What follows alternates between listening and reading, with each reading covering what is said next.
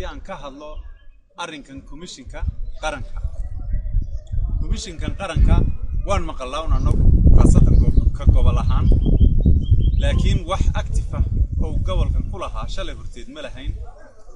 waxaan leenahay komishinka hadar geliyo si loo qaato kaarka codbixiyayaasha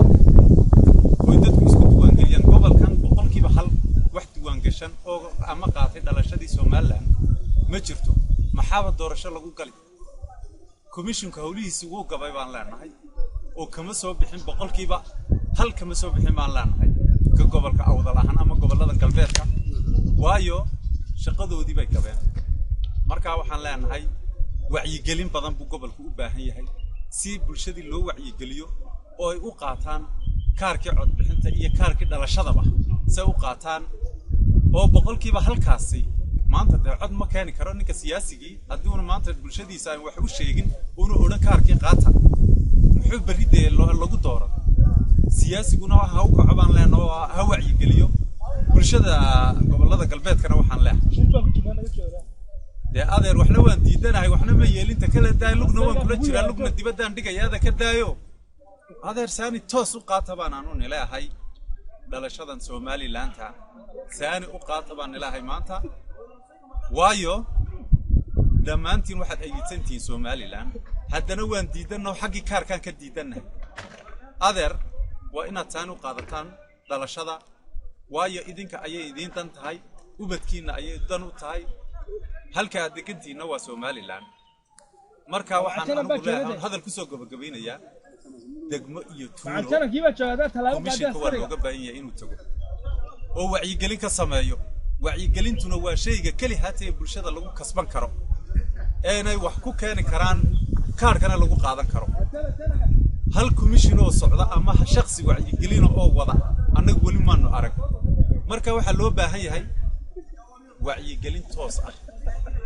active-na laga dhigo komishinka wassalaamu calaykum waraxmatullaahi wabarakaatuh komishinka qaranka ee Soomaaliland ka heer degmo iyo ka heer gobol iyo ka guud ahaan Soomaaliland mas'uulka ka ah doorashada qaranka Soomaaliland 2017 kacaysa haday doorashadaas dib u dhacdo mas'uuliyadeeda waxa iska leh komishinka qaranka Soomaaliland